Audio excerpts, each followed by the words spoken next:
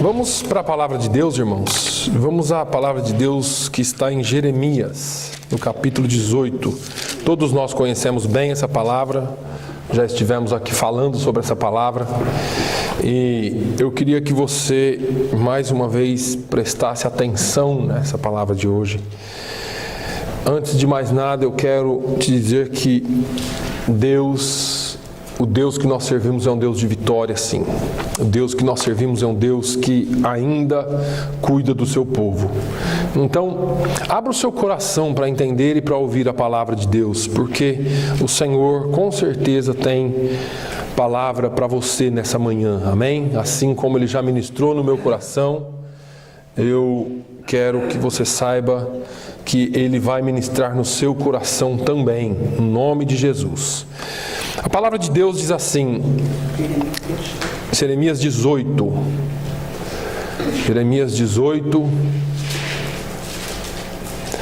a palavra do Senhor que veio a Jeremias dizendo: levanta-te e desce à casa do oleiro, e lá te farei ouvir as minhas palavras. E desci à casa do oleiro, e eis que ele estava fazendo a sua obra sobre as rodas. Como o vaso que ele fazia de barro quebrou-se na mão do oleiro, tornou a fazer dele outro vaso, conforme o que pareceu bem aos olhos do oleiro fazer. Então veio a mim a palavra do Senhor, dizendo: não poderei eu fazer de vós como fez esse oleiro, ó casa de Israel, diz o Senhor. Eis que como barro na mão do oleiro, assim sois vós na minha mão, ó casa de Israel. Amém. Vamos orar. Pai, eu te agradeço pela tua palavra, eu te agradeço pela oportunidade de estar aqui, mais uma vez ministrando na tua casa. Eu quero te pedir nessa manhã, ó Deus, que o teu Santo Espírito possa encher corações aqui nesta manhã. E que a Tua palavra, Senhor, como sempre, viva e eficaz, possa, Senhor, falar aos nossos corações, possa, Senhor, transformar situações. É o que eu te peço no nome de Jesus. Amém. I think I had a little return here. It's like a echo coming back. Now it's good. Thank you, brother. Esse texto aqui, nós já falamos sobre ele algumas vezes. Eu me lembro que a última vez que eu preguei aqui, já faz alguns anos que eu preguei sobre isso aqui, e a palavra de Deus ela é nova a cada manhã. Então, existem alguns princípios básicos nesse texto que todos nós podemos ver, mas existem coisas aqui que é bom nós relembrarmos, né? E que faz com que nós nos aproximemos mais de Deus e que faz com que nós confiemos mais em Deus. Porque muitas vezes, como filhos de Deus, parece que nós servimos a um Deus distante. Parece que nós servimos a um Deus que às vezes não se preocupa muito com a gente, ou às vezes está ocupado com alguma outra coisa e não nos vê. Entramos e vivemos situações que parecem que Deus não está muito preocupado. E aí nós deixamos de focar em Deus e focamos nos nossos problemas, ou nas nossas vidas, ou naquilo que está nos incomodando. À medida que nós vamos olhar esse texto aqui, nós vamos perceber que o desejo de Deus e a vontade de Deus é que nós estejamos cada vez mais próximos dele. É interessante que ontem, durante o culto que nós estávamos, uma das pessoas que estava falando falou sobre a sintonia do rádio. Você sintoniza uma rádio aqui e quando você se distancia da cidade, parece que você vai perdendo a sintonia. Parece que começa a haver um chiado, uma interrupção. E aí ele fez uma analogia e disse que da mesma forma, quando nós nos distanciamos de Deus, parece que nós perdemos a sintonia. Parece que a nossa visão foca muito mais nas coisas do mundo do que em Deus. E quando nós nos aproximamos mais de Deus, parece que estamos mais em sintonia. A palavra de Deus já diz isso: achegai-vos a Deus e Ele se achegará a vós. É um processo. O Senhor disse: clama a mim e responder-te-ei. É um processo. Nós nos achegamos a Deus e Ele se achega a nós. Nós clamamos a Ele e Ele responde. A palavra de Deus ainda disse: buscar-me-eis e me encontrareis e me achareis quando me buscardes de todo o vosso coração. Qual é a nossa busca? Qual é a intensidade da nossa busca? É o que vai definir se encontramos ou não. Essa intensidade não diz respeito ao quanto de tempo você gasta, não diz respeito o quão alto você fala, o quão alto você grita, se você se arranha, se você cospe, se você rasga a roupa, joga coisa na cabeça, nada disso. Essa intensidade está na conexão do coração, aquela voz que sai de dentro, do profundo e busca o Senhor de todo o coração. Pode ser aquela voz bem baixinha, ou pode ser só aquele pensamentozinho, mas se você entrar em sintonia com Ele, Ele vai te ouvir. O nosso Deus é um Deus que restaura. O nosso Deus é um Deus que nos ama. O nosso Deus é um Deus que perdoa. É um Deus que sara. Ele é o Deus que veio buscar aquilo que se havia perdido, e Ele é o Deus que veio para dar vida e vida com abundância. O nosso Deus não é qualquer um que se zanga conosco, que vira as costas para nós. Aliás, a única coisa que faz Deus se tornar contra nós somos nós mesmos, o nosso pecado. Não contra, mas Isaías disse: olha, as mãos do Senhor não estão encolhidas para não poder salvar, nem os seus ouvidos agravados para não poder ouvir, mas os vossos pecados fazem separação entre vós e o vosso Deus. Só existe uma coisa que pode nos separar de Deus: os nossos pecados. E ainda assim, Ele é um Deus amoroso. Existem princípios aqui, como eu disse, que nós precisamos aprender. Sabe que eu tenho já há algum tempo falado aqui, parece que isso bate todo dia, né? Que uma das coisas mais difíceis do ser humano fazer é o negar-se a si mesmo. Eu vejo Deus falando com Jeremias, no capítulo 18, ele disse: levanta-te e desce à casa do oleiro. A primeira coisa que eu vejo aqui é que o crente em Deus precisa estar disposto a descer sempre. A Bíblia mostra uma ordem de Deus: desce à casa do oleiro. E nós vemos a resposta de Jeremias em obediência, dizendo: e desci à casa do oleiro. Uma das melhores coisas que nós podemos fazer, é descer na presença de Deus. É descer na presença de Deus. Isso diz respeito à humilhação, a reconhecer quem nós somos e reconhecer quem Deus é. A palavra de Deus diz: humilhai-vos, pois, debaixo da potente mão de Deus, para que a seu tempo, não o meu tempo, mas ao tempo de Deus, Ele nos exalte. Amém. Nós não seremos exaltados por causa de coisas que fazemos, nós não seremos exaltados por causa das nossas grandes obras, mas nós seremos exaltados quando nós entrarmos e nos humilharmos na presença do Altíssimo, porque todas as vezes que nós descemos, Ele nos exalta. A palavra de Deus nos ensina alguns princípios. Filipenses 2:3 diz: nada façais por contenda ou por vanglória, mas por humildade. Cada um considere os outros superiores a si mesmos. É o negar a si mesmo. Nós não podemos fazer nada por contenda, nada por vanglória, mas tudo que nós vamos fazer tem que ser por humildade. É tão difícil aprender isso, né? Eu fiz e ele que leva o nome. A gente faz, mas parece que nunca ninguém vê nada. Aquele ali está sempre querendo passar na minha frente. E esse versículo aqui resume tudo. Olha, não faz nada, não faça nada por contenda ou por vanglória. Considere os outros sempre mais ou maiores do que você mesmo. Jesus deu uma lição a esse respeito. Jesus falou assim: olha, os últimos serão os primeiros. Um dia Jesus disse assim: olha, se você for convidado para uma festa, não tome os primeiros assentos, tome os últimos assentos. Por quê? Porque se você tomar os primeiros assentos e chegar alguém mais importante que você vai passar pela humilhação de alguém te tirar de lá para colocar outra pessoa no seu lugar. Agora, se você estiver lá no último lugar, se não acontecer nada, você ficou lá. Se acontecer de alguém chegar e te pegar de lá e te trazer para frente, isso é honra. Mas nós queremos sempre aparecer, nós queremos sempre estar nos melhores lugares, enquanto o Senhor está dizendo: olha, é melhor descer, é melhor se humilhar, é melhor obedecer, é melhor estar na presença dEle em humilhação.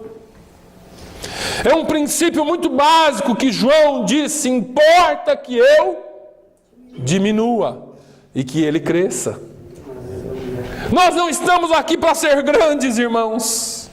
Nós não estamos aqui para ser grandes homens, muito bem queridos, muito bem conceituados, não, senhores. Nós estamos aqui para andar em humilhação e humildade diante da presença de Deus, servindo uns aos outros.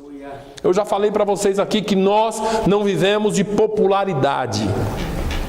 Crente não vive de popularidade. Nós vivemos de credibilidade. Você não vive porque você é popular. Eu conheci alguns homens populares aqui. E no contexto da igreja, qualquer coisinha mancha a imagem deles, porque eles são tão populares que estão na mídia. Agora, eu conheço homens que são praticamente anônimos, mas que ninguém consegue tocar no seu caráter, porque eles têm credibilidade. Ninguém consegue tocar nas suas vidas por causa do seu caráter.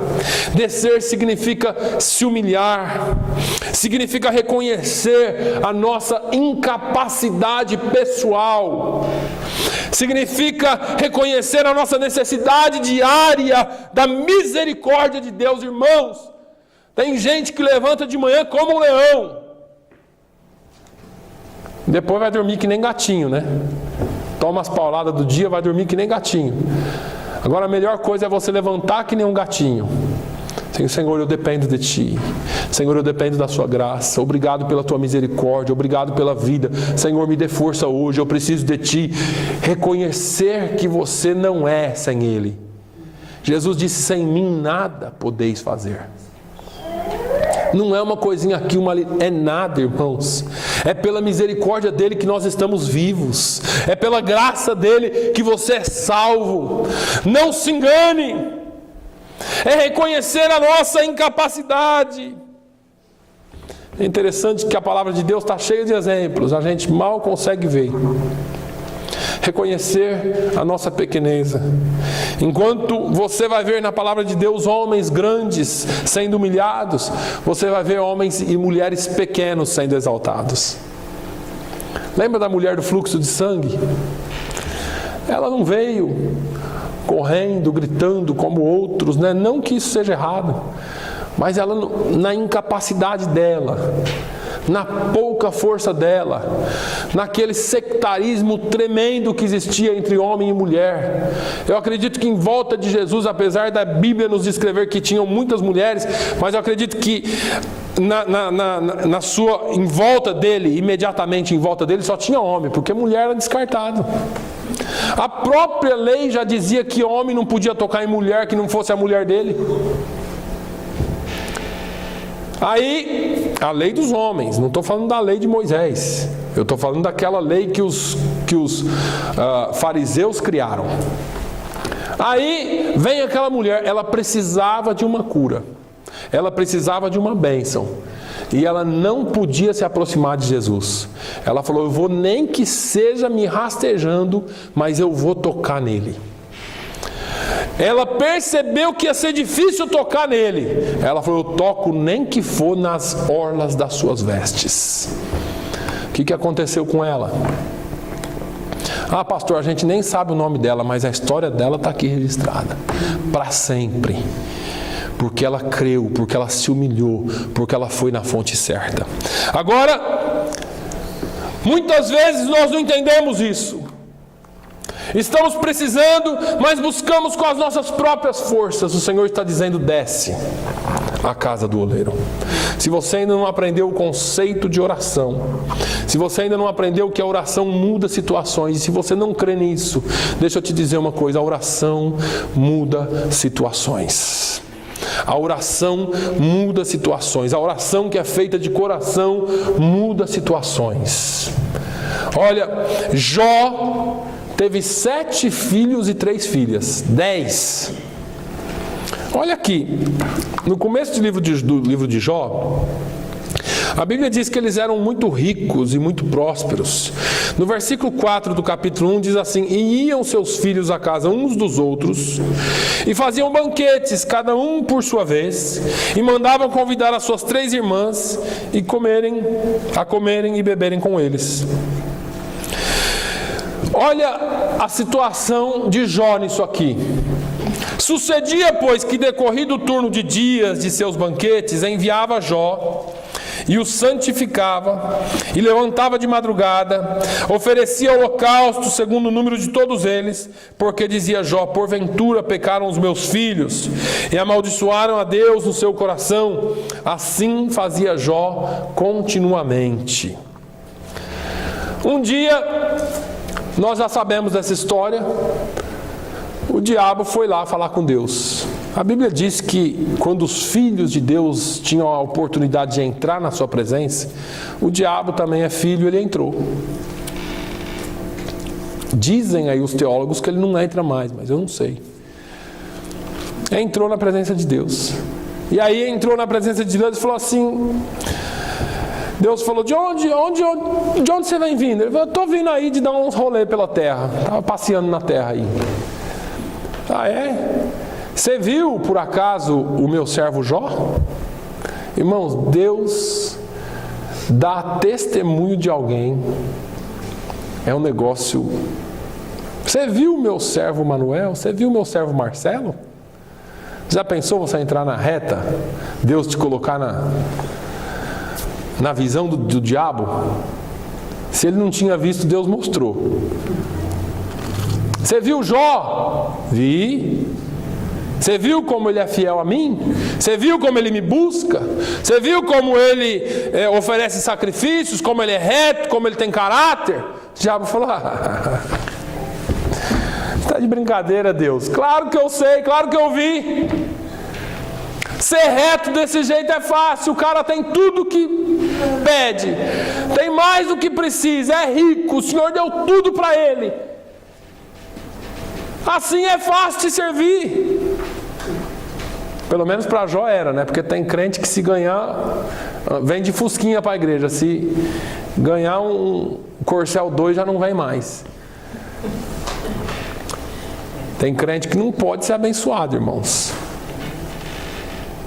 Me perdoa dizer isso.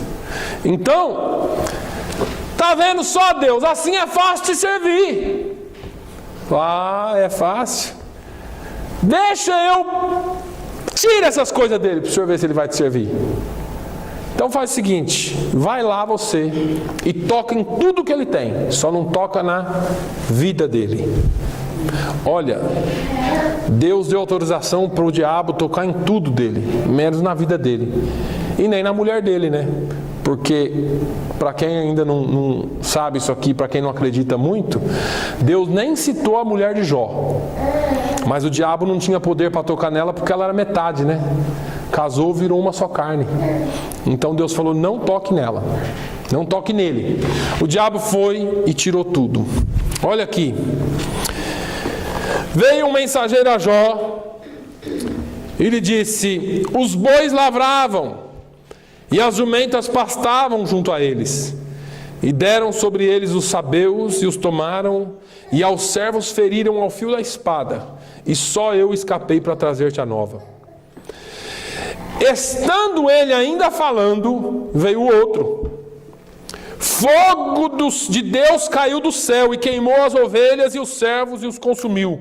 E só eu escapei para trazer-te a nova.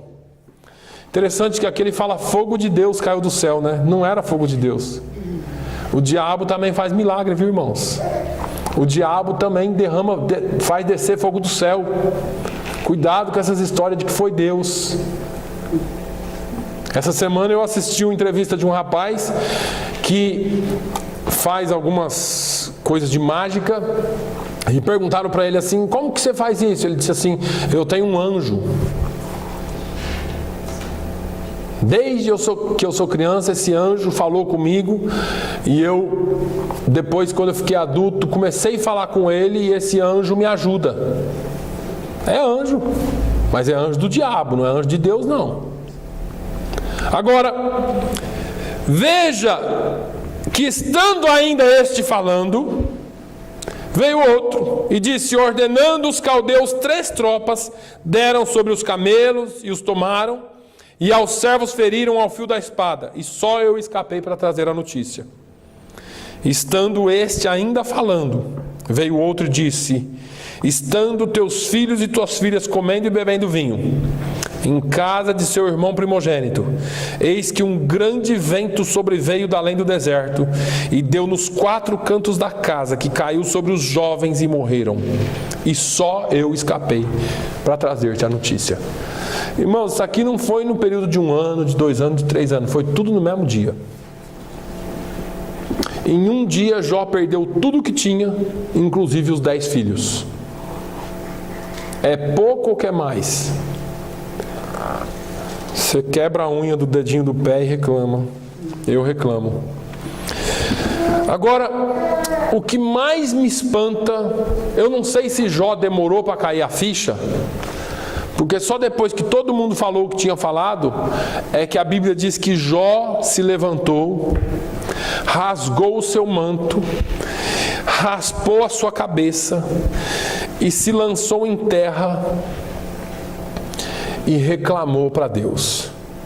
É isso que a sua Bíblia diz? E adorou. E adorou. Adorar aqui não é levantar a mãozinha e dizer glória a Deus, aleluia. Tudo isso que ele fez antes mostra o desespero dele. Mas o sinal de adoração dele mostra a humilhação e o respeito pela vontade de Deus. Essa palavra nos mostra que nós não somos livres de sentimentos. Essa palavra nos mostra que apesar das atrocidades, apesar das peças que a vida possa nos pregar, apesar das circunstâncias que a vida possa nos apresentar, Deus está no controle de todas as coisas. Ele adorou. E em tudo isto Jó não pecou, nem atribuiu a Deus falta alguma. É o que a palavra de Deus diz. Deus, por que o Senhor fez isso? Deus, por que o Senhor me permitiu isso? Ai, Deus, é só comigo. Cadê Deus, irmãos? Isso os senhores e as senhoras me perdoem dizer. Mas nós precisamos ser crentes. Eu, vez por outra, falo isso aqui.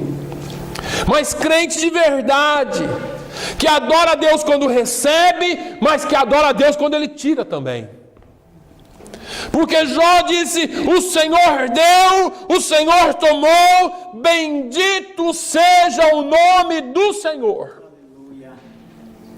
Nós temos o péssimo costume de adorar a Deus quando recebemos, mas não temos coragem de adorar a Deus. E eu estou dizendo aqui, não é sair glorificando a Deus quando acontece alguma coisa errada, mas adorar é respeitar a vontade dEle quando alguma coisa ruim também acontece.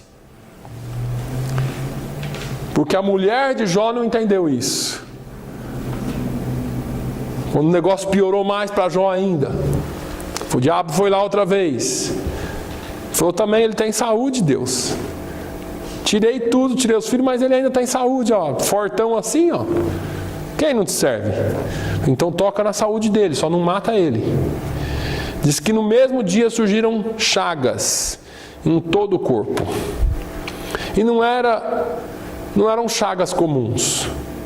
Aquilo dava coceira, porque a Bíblia diz que ele pegava cacos de telha e se coçava todo. E ficava se raspando todo.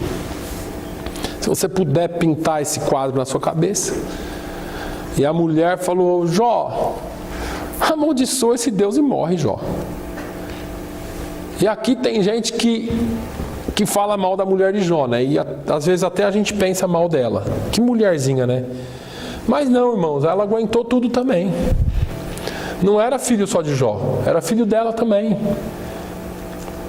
E aqui mostra que Deus perdoa as nossas fraquezas também. Porque ela foi até o fim. O fato aqui é que nós não podemos pecar contra Deus, nós temos que nos humilhar na presença dEle. E Jó disse assim: olha, o bem que Deus manda você aceita, o mal que Ele manda você não receberia. Entenda uma coisa, nem todo bem que você recebe pode ser de Deus. E nem todo mal que você recebe pode ser do diabo. Nós não entendemos isso. Tudo que acontece de ruim, o diabo que está se levantando. E tudo que acontece de bom é Deus que está fazendo. Cuidado com as armadilhas de Satanás. Porque tem hora que o negócio aparece tão bom, né? O negócio da China. Só que pode ser um presente de grego também. Então cuidado com esses negócios. Temos que ficar de olhos abertos. Mas vamos seguir em frente, porque o tempo não para. Em primeiro lugar, precisamos estar dispostos a descer, a nos humilhar. Em segundo lugar, você não pode se esquecer de uma coisa, e tem gente que se esquece. Você é de barro e você se quebra. Não pense que o seu cargo, não pense que a sua carteirinha, não pense que a sua credencial, que é o seu posto, que é o seu título, que a sua condição vai salvar você de ter decepções na vida. Nós vamos ter decepções na vida, sim. Nós somos quebráveis. Mesmo que você seja muito espiritual, mesmo que você tenha uma vida de muita oração, uma vida de devocional com Deus, intensa comunhão com Ele, mesmo que você esteja envolvido na obra do Senhor, não se esqueça, você vai se quebrar em algum tempo. Não tem como não se quebrar. Você é de barro. Nós não somos melhores que ninguém, irmãos. Nós não somos melhores que ninguém, nós não somos melhores que os homens da Bíblia, nós não somos melhores que grandes homens de Deus que se quebraram no meio do caminho, e nós engolimos as coisas da mídia, engolimos as coisas que falam, tá vendo? Sabia que tinha coisa errada, sabe? E não é nada disso, somos seres humanos. Jesus tentou falar isso com Pedro, Pedro não entendeu na hora, mas Jesus mostrou para ele. Pedro, antes que o galo cante 3 vezes, ou melhor, antes que o galo cante 3 vezes me negará. Jesus tentou falar com Pedro que ele ia se quebrar, que ele era de barro. Pedro não entendeu. Às vezes eu fico pensando, por que esse crente faz isso? Puxa vida, por que o fulano age assim? Por que o fulano age assado? Aí Deus tem hora que fala assim para mim, quem que você pensa que você é? Se os discípulos de Jesus erraram, os seus você acha que vão acertar? Os cabras estavam com Jesus 24 horas por dia, dormia com ele, levantava com ele, comia com ele, via milagre, via Jesus fazer tudo e era aquela tribulação toda. João, o mais bonzinho, queria destruir a cidade com fogo no começo do ministério. Ah, Jesus, não receberam a gente não, se quer que manda, pede para descer fogo do céu e queimar tudo. Calma, João, calma, fica tranquilo. Pedro era o defensor de Cristo, o macho, negou Jesus. Parece que Jesus permite que a gente se quebre naquele negócio que João era o discípulo do amor, irmãos, o discípulo amado. O homem foi se quebrando até ficar que nem Jesus. Pedro era machão, o negócio era espada, mão grossa, batia, acontecia. Deus falou, pera aí que eu vou quebrar esse sujeito. A Bíblia diz que em Mateus 26:75, que depois que ele negou tudo, um pouquinho depois, se eu não me engano, a Bíblia diz que ele saiu e chorou amargamente, só com o olhar de Jesus.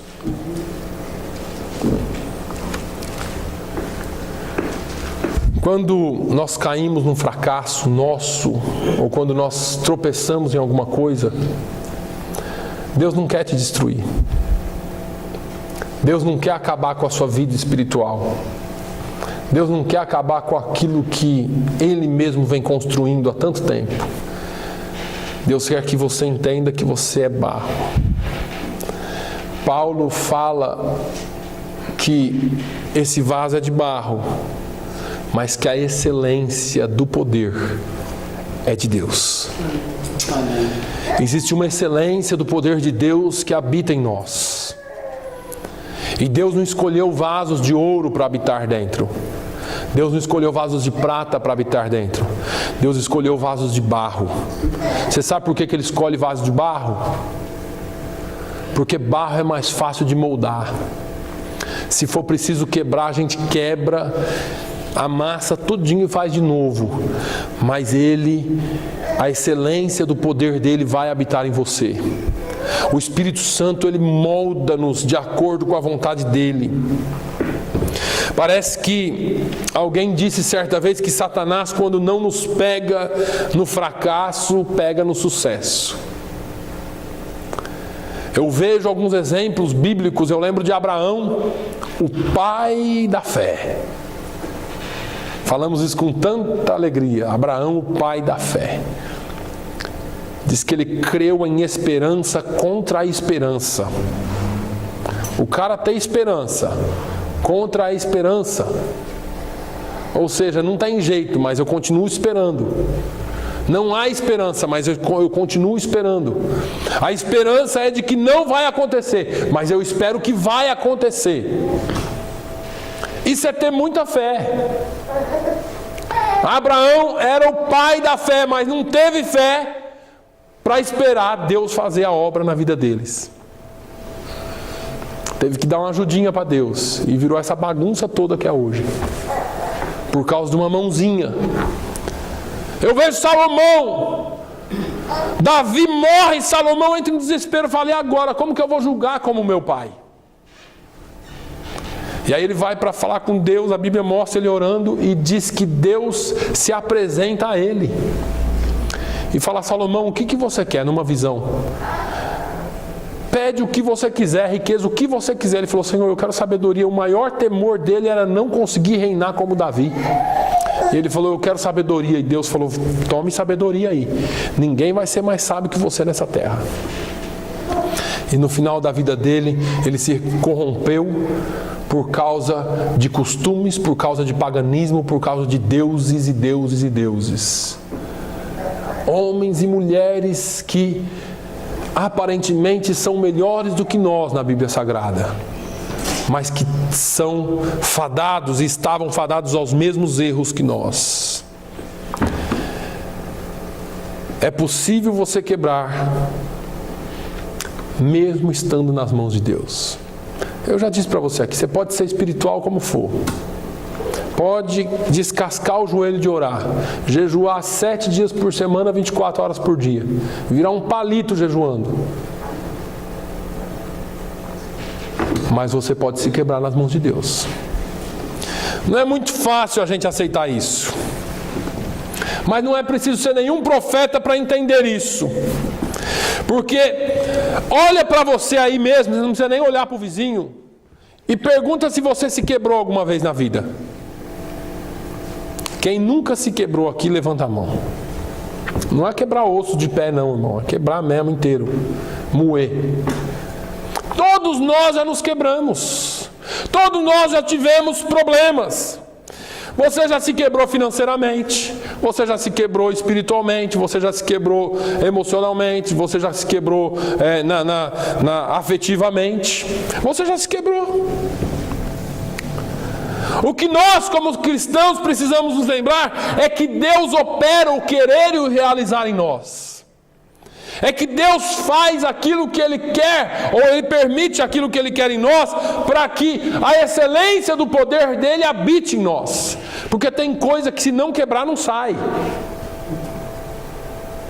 Tem que quebrar o vaso, aquela raspinha do fundo que está lá, não dá para tirar. Se não quebrar não sai. Ele precisa quebrar para poder arrumar. Todas as coisas contribuem conjuntamente para o bem daqueles que amam a Deus e são chamados segundo o seu propósito. Uma coisa é certa: você está na mão de Deus e quebrou, continue na mão de Deus. É muito melhor você continuar na mão de Deus, mesmo quebrado, do que sair da presença dEle. O problema é que tem gente que pensa que porque é dizimista não pode quebrar financeiramente, porque pregam isso por aí, né? Não, se é dizimista você não vai ter problema. Engano seu. Tem muita gente que é dizimista, como aqueles homens que foram lá entregar as ofertas em Lucas 21. Aquilo não faz diferença nenhuma para ele. Dar dízimo não dá. Ele não dá mais o dízimo porque ele crê que Deus é o sustento dele. Ele dá porque ele tem sobrando e para ele tanto faz, dá ou não dá. Então ele dá. Pelo menos ele está cumprindo a obrigação dele. Tem muita gente que oferta, podia ofertar 500 mil, mas oferta 1. Para ele, tanto faz como tanto fez. E aí o cara pensa que porque ele oferta, porque ele é dizimista, ele não vai quebrar financeiramente. Engano, irmãos. Engano. O sujeito pensa que porque ele ora e jejua, ele não vai ter problema. Ninguém vai ficar doente na casa dele. Eu já vi crente aqui falando assim: na minha casa eu não aceito. Eu não aceito. Eu vou orar e Deus vai resolver. Eu não aceito isso, gente. Você é servo, você é vaso de barro. Deus quebra do jeito que Ele quer e faz do jeito. Você aceitando ou não, Ele faz. Ele faz porque Ele é Deus. E a palavra de Deus diz que o sol nasce para todos, a chuva cai sobre todos. O fato de você requerer, de você pedir, não quer dizer que Ele não vai fazer. Eu não estou dizendo para você se acomodar. Eu estou dizendo que Deus é soberano e às vezes acontece por algum outro motivo que não seja aquele. Mas se você está nas mãos dEle, continue nas mãos dEle. Não se rebele com Deus porque Ele fez. Ai, pastor, eu era tão crente, mas Deus levou minha mãe. Não aceito isso. O que é? Você acha que sua mãe ia ser eterna? Chegou o dia dela e ela vai, meu irmão. Chegou o dia dela e ela vai. Eu sempre brinco aqui. Quem aqui já encontrou com Lázaro na rua? Jesus ressuscitou Lázaro. Ele está vivo para sempre? Não morreu. Ele só ressuscitou para mostrar que ele tinha poder sobre a morte. Mas isso não significa que as pessoas vão ficar vivas para sempre. Ai, pastor, Deus fez isso comigo, colocou o meu filho na cama, colocou isso, fez aquilo. Meus irmãos, nós precisamos ser crentes, mas crentes de verdade. Não é crente só quando vem a bênção, mas é ser crente e louvar a Deus em todo o tempo. Nós não podemos aceitar isso. Fique nas mãos de Deus. Quando você está na mão de Deus, quebrou, Ele te restaura. Se você sair das mãos dEle, você só vai ser um vaso quebrado. Quantos vasos quebrados nós conhecemos? Eu ouço tanta gente dizer assim: você lembra aquele fulano que era pastor? O cara era pastor. Você lembra aquela irmãzinha que profetizava, que era uma bênção? Aquele irmão que era crente, nossa, vi ele fumando esses dias. Você sabe aquele sujeito? Quantas vezes nós já ouvimos isso? Famílias inteiras desviadas, porque aconteceu alguma coisa. Pessoas que perderam o rumo, porque aconteceu alguma coisa na sua casa, na sua família. Meus irmãos, fique nas mãos de Deus. Se você sair das mãos de Deus, você vai ser um vaso quebrado nas mãos do diabo. E o diabo vai pisar até esfarelar tudo. Não saia das mãos de Deus. Eu sei que todos nós tem hora que tem vontade de parar. Acho que não é só eu que tenho essa vontade. Tem dia que eu tenho vontade de mudar para o meio do mato, comer peru selvagem. Estão aqui, né? Não precisa nem ir para o meio do mato. Encontrei um bando aí no meio da rua. Mas não adianta. Deus nos chamou para uma obra mais excelente. Deus nos chamou para ser vasos de honra. E vaso de honra Ele não coloca no cantinho e deixa lá esquecido. Vaso de honra Ele quer que você faça aquilo que Ele te chamou para fazer. Vamos seguir em frente. A obra que Deus tem para fazer em mim é muito maior do que Ele tem para fazer através de mim. O grande engano do crente é esse. É o crente querer ser usado. Ah, aquele irmão ali é tão usado, pastor. Eu queria tanto profetizar que nem ele. Nossa, eu queria tanto pregar que nem aquele ali. Eu queria tanto falar em língua como aquele ali. Eu queria tanto ter revelação como aquela ali. Eu queria tanto, sabe, eu queria ter a habilidade de pregar. E a gente fica querendo ser usado.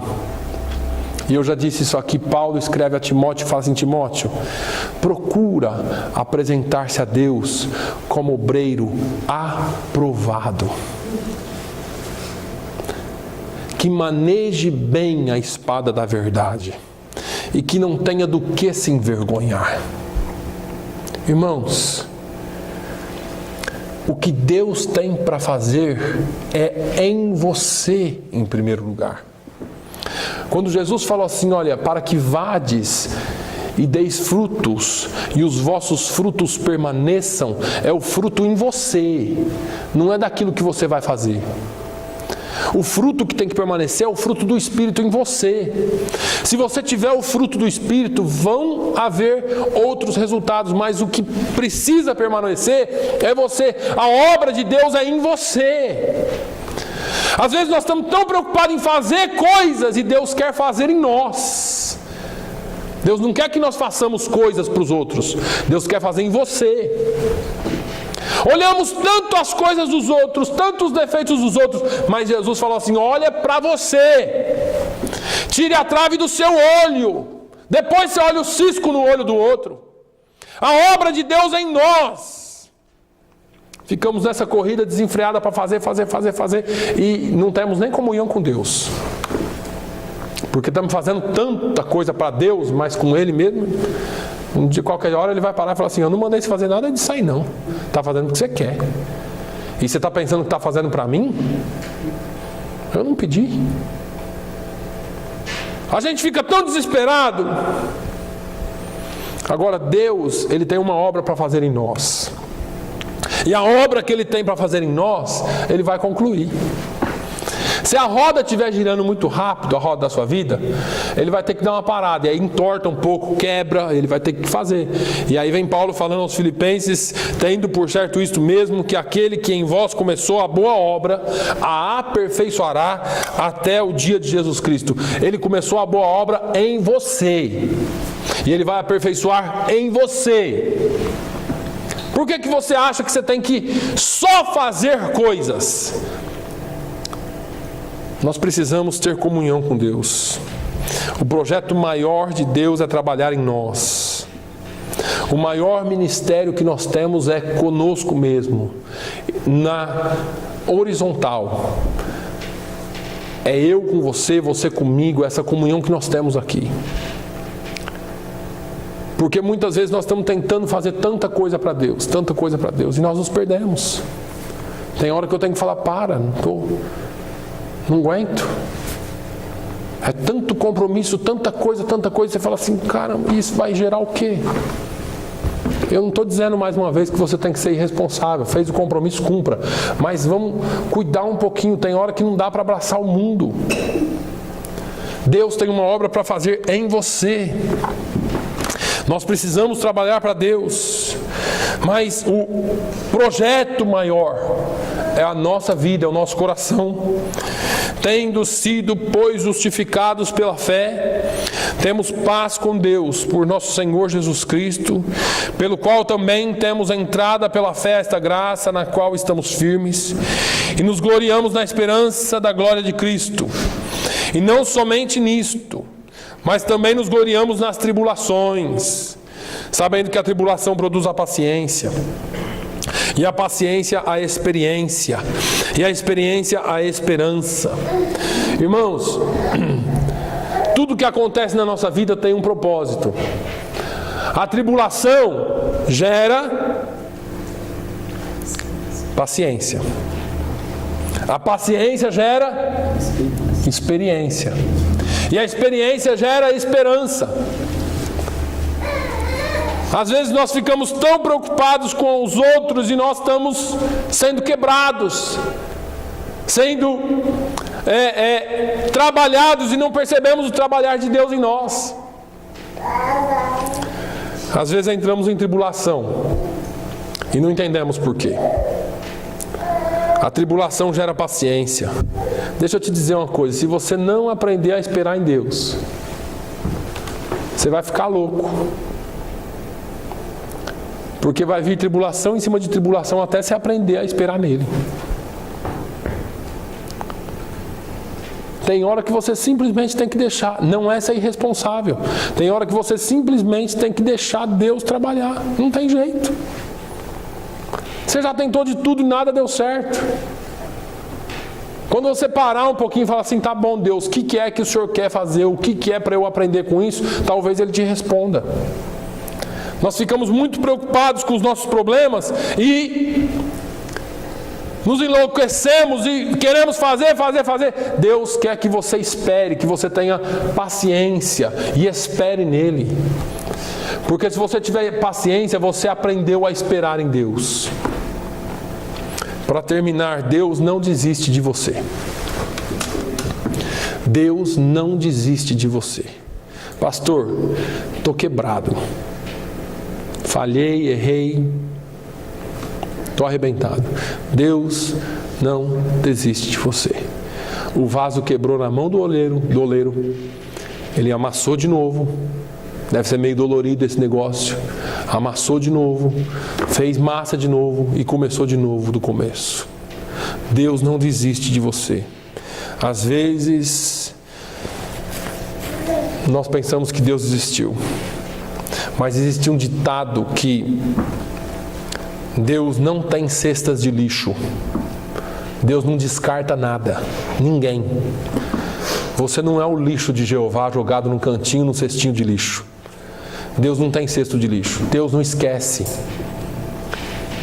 Deus não esquece. Talvez você esteja esperando. Sabe quando a massa do pão está descansando? Já ouviram isso? Eu também não sabia disso, aprendi com a minha esposa. Faz a massa e deixa descansando. Às vezes Deus te espreme, você fala, agora vai.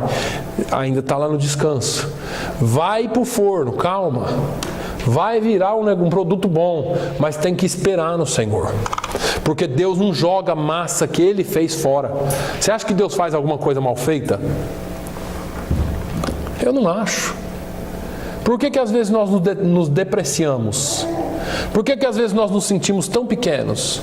Deus não falhou com você.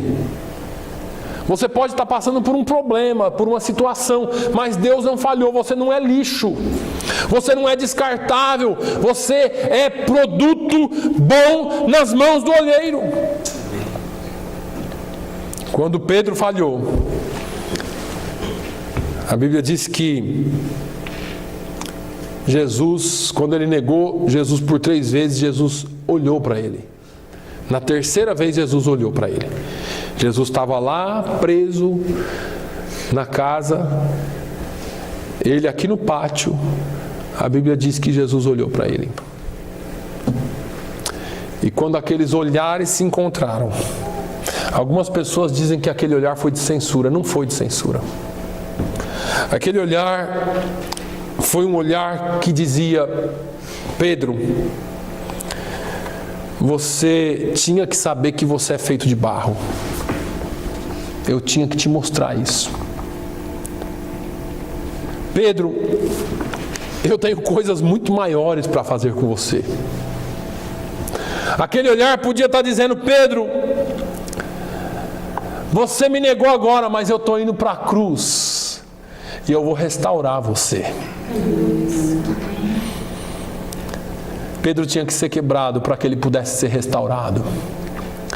Algumas vezes nós precisamos ser moídos, irmãos, para que Deus restaure em nós aquilo que Ele tem para nós. O trabalho de Deus é restaurar vaso quebrado. Sabe qual que é o seu trabalho? É ter coragem de admitir para você mesmo e para Deus que você está quebrado e precisa de restauração. Aleluia. Precisamos admitir as nossas falhas e dizer: Senhor, nos restaure. Ainda que eu tenha que ser totalmente quebrado, mas não me deixe sair das suas mãos. Porque só em Deus e só nas mãos do oleiro há restauração. E o Senhor quer restaurar as nossas vidas. O Senhor quer restaurar a sua vida. Jó, no final da vida dele, no final do livro dele, no capítulo 42. Jó começou a sofrer no capítulo 1. Jó tem 42 capítulos. A Bíblia diz que no final, no último capítulo, Jó disse assim: olha, Deus fala com Jó, a partir do capítulo 38, 37, por ali. Deus pega Jó, leva para passear, vê o universo, vê a terra, a formação. Deus faz uma viagem no tempo com Jó. Na eternidade, traz Jó de volta. Quando Jó cai ali em si de volta, Jó fala assim: antes eu te conhecia de ouvir falar, agora os meus olhos te veem. Quando você é quebrado por Deus, antes você só conhecia Deus de ouvir falar, mas quando Ele te quebra e te restaura, aí você pode ver quem é Deus. E aí, é tão linda a história de Jó. A Bíblia diz que o Senhor virou o cativeiro de Jó quando orava pelos seus amigos. E o Senhor acrescentou em dobro tudo quanto Jó possuía. Deus acrescentou em dobro tudo quanto Jó possuía. Porque Jó tinha uns amigos. Os amigos todos falaram contra ele num determinado ponto. Está em pecado, errou, falhou, por isso que Deus se levantou contra você. É melhor você confessar seu pecado. Quase não tem isso na igreja, né? Tá vendo a irmã Mariazinha ali? Tá ruim o negócio. Também? Só apronta. Jó no final viu a glória de Deus, porque quando você tem um encontro verdadeiro com Deus e vê a glória dele, nada do que falam importa para você. E aí Jó se dobra e fala: Jesus, Deus, abençoa os meus amigos que falaram tão mal contra mim. Quando ele perdoou, quando ele liberou perdão para os amigos, a Bíblia diz que Deus deu em dobro tudo. Aí você fala assim: mas isso é o final da vida dele, pastor. Ganhou para morrer de novo. Não. Lê um pouquinho mais para baixo. Jó ainda viveu 140 anos para curtir tudo que ele tinha. Então, meus irmãos, Deus não desiste de você. Ainda que você seja um vaso quebrado, permaneça nas mãos dele, porque ele vai restaurar você. Aleluia. Amém? Feche os seus olhos. Pai, eu te louvo nessa manhã, porque ainda que somos fracos, ainda que somos carentes de Ti em tudo, o Senhor tem nos sustentado. Pai, ensina-nos a reconhecer a nossa fragilidade e ensina-nos a estar sempre em Tuas mãos. Que a nossa vida seja pautada pela Tua palavra. Que os nossos sonhos e as nossas aspirações e os nossos desejos e planos estejam em Ti. Porque segundo o próprio livro de Jó, nenhum dos Teus planos podem ser frustrados. Pai, no nome de Jesus, cumpra o Teu querer em nós. Ainda que tenhamos que ser quebrados, nós queremos estar em Tuas mãos. Dê-nos uma semana abençoada. Dê-nos uma semana de paz. Que quarta-feira possamos estar aqui para agradecer a Deus. Porque nós somos prontos a pedir. Mas eu quero que o Teu povo aprenda a agradecer. Que nós possamos estar aqui agradecendo a Ti por tudo quanto o Senhor tem feito. No nome de Jesus é que nós te pedimos e agradecemos. Amém. Que o amor de Deus, a graça do nosso Senhor e Salvador Jesus Cristo, a comunhão e a consolação do Espírito Santo seja sobre todo o povo de Deus hoje e sempre. E todos digam amém.